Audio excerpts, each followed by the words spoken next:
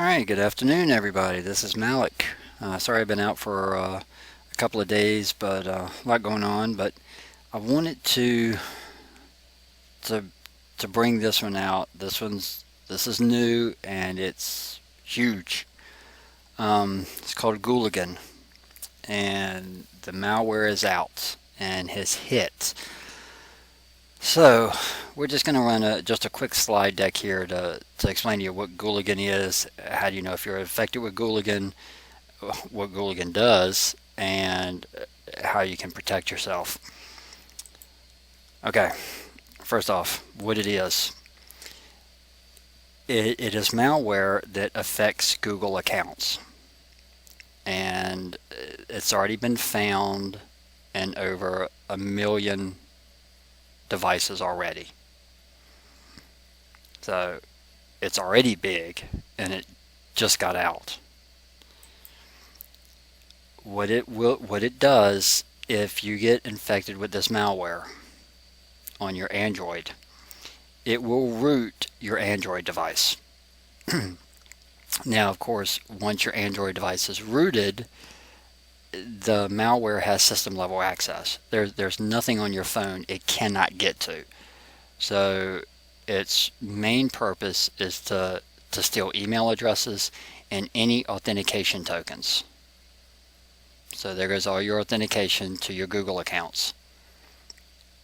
Well, which Google accounts? Well, you name it. Gmail, Photos, Google Docs, Google Play. Okay, that's huge. Google Play and Google Drive. So if you use any of those, they now have your mail, where you store your photos, any place where you have your docs. They have your app store, and they have anything that you put on Google Drive. They can get to any of them. Okay. Now, this is a good thing. So far, out of these 1 million affected ones, the only traces of Gooligan have been found on third-party app stores. There are tons of apps out there that have Gooligan installed to piggyback on the app. So if you use third-party app stores, these are completely legit apps, but the malware has been injected into the app. You download the app, it's going to work perfectly fine, but you are now going to have a rootkit and they're going to get all your information. If you do not get things from third-party app stores, you're pretty much okay for now. But if you've rooted your phone to get things from third-party stores, you're pretty much open. It really hits two major vulnerabilities: the vroot vulnerability and the tile root.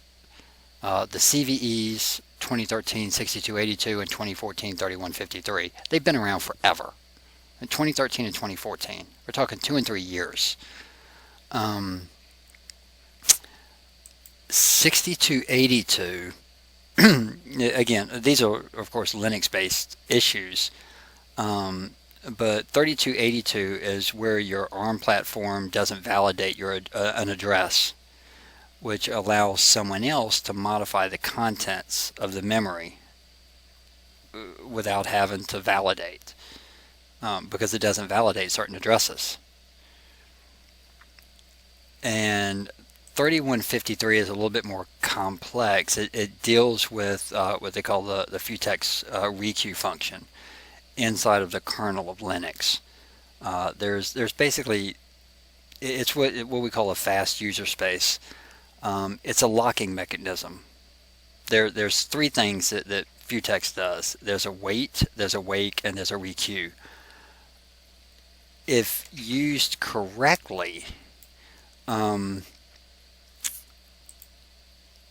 futex is really a wait queue that will hold operations in a queue until it's called, and then it will let it go. So again, you have multiple things going on at one time. What we call the atomic operations and they can't happen all at the same time, of course, because there'll be interference with each other. So there is a system call to request an operation from the wait queue, which puts it in a wake state. Now, if the Flutex lock is used correctly, system calls won't happen because they're expensive. System calls won't happen unless the lock is contended, which doesn't happen that often. So the operations know when to come out of wait and wake without having these expensive system calls. So if it's programmed correctly, it's a great little fast system. If it's programmed incorrectly, a third party can queue something out of wait state and put it into wake state themselves. So they're the two vulnerabilities. You can look them up if you want more information. You can look them up on the Common Vulnerabilities and Exposures website, cve.mitre.org. But they're the two big vulnerabilities that it hits. So are you at risk? Well, is your phone rooted? Is your Android rooted? If it is, yes, you are highly at risk. Are you running Jelly Bean, Kit Kat, or Lollipop with your Android 4 and 5? If you are, you're at risk. You're not on the newest versions. Well, of course, this one kind of goes with the second one. Do you skip your phone updates, or do you just not install them? If you're not on the newest OS, these vulnerabilities, 3153 and 6282, are still on your phone. So yes, you're at risk. And do you get things from third-party stores? If you do, you are highly at risk. So you truly, I mean, you're pretty much nailed if your phone is rooted, you don't do updates, which most rooted phones do not do updates, and you pull things from third-party stores, which is the main reason why people root their phone. Which basically means all of these are yes for you, which means your phone is hugely at risk. And if so, you're not going to like the ending of this thing because it doesn't come out well. So what does it really do? Well, it allows full control of the device to remotely execute commands. So somebody remotely has root access to your phone. When you root your phone, technically what you are doing is you are giving yourself root access. That's why they call it root. You have system level access of your phone. And a lot of people do it so they can take off those really annoying apps that come on your phone that you can't uninstall. So they uninstall them. And they also do them so they can go to third-party stores and download stuff when a lot of phones won't allow it. So that's why they root. But while that's good, the problem is while you have root access, so does everybody else. Basically, your phone is open to root. Everybody has root access. Every app has root access. There is nothing that an app can't do. That's the problem with rooting your phone. It's not worth the security risk to get something from a third-party store. So it will allow it's a rootkit. It will allow them to execute commands. It does a couple of other things too. It constantly installs adware on your phone to generate revenue. It can purchase apps from the legitimate app store as you. It will rate the app. It will even write reviews for the app under your name, generating more reviews for the hacker. Now they can do it from the regular app store, or they can do it from third-party app stores. It doesn't matter because the signature is correct. It's your signature. Of course, since it is a rootkit and it's got your Google accounts, it's got all your emails, all your docs, all your pictures stored on any Google system. Now, how do you know if you're infected? Checkpoint does have an online tool. if you just go to gooligan.checkpoint.com. You have to type in your Gmail account, and it will come back as to whether your key has been compromised. So you do have to put in your Google email. Now, here's your big problem. If you have it, there is only one solution. You have to flash your phone. You cannot remove it. Your phone has got to be wiped to nothing and do a complete clean install of the OS.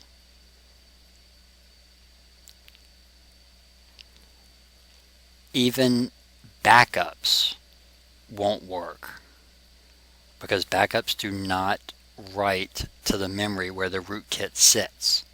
So if you have a backup of your system stored somewhere on the cloud or whatever, if you restore it back, that's fine, but the rootkit is still going to be on your phone. No, you have to flash it. You have to wipe this thing down to nothing and bring it back up again.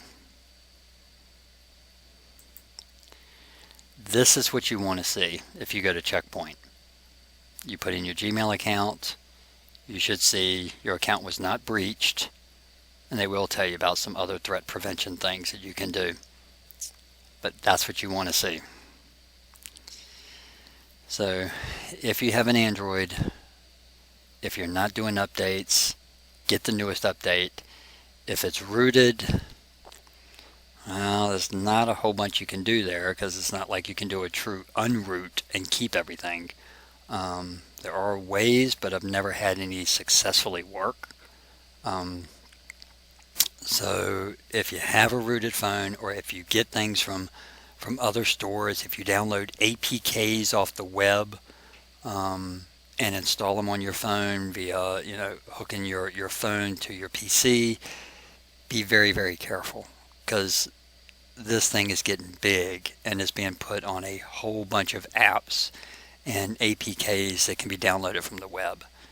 So be careful getting anything that is not from the Google Play Store. Now, could things in the Google Play Store be hit? Yeah, they could, but Google does a really, really good job of scanning their stuff all the time. It's really the third-party stores that you're more concerned with. And of course, all the websites that you can download APKs from. So this one's out there, and it's not very pretty. So just be careful with it. It's really in line with ransomware. You get it. Your only solution as of right now is to wipe everything down to nothing and start again. At least with ransomware, you can do a restore, but this one not so much. So be careful where you download your stuff from, and just wanted to share that with you. So if you have any comments or something, please leave those in the comments field. And hope you like these videos. Again, if you do, give them a thumbs up, subscribe to the channel. I try to post this stuff whenever I run across it. And I hope to be back up maybe even tonight posting some more hackthesite.org challenges. I think we still got a couple of more in the realistic missions. We're getting into the really difficult ones, so just keep out on the lookout for those. And this is Malik, and I'm out.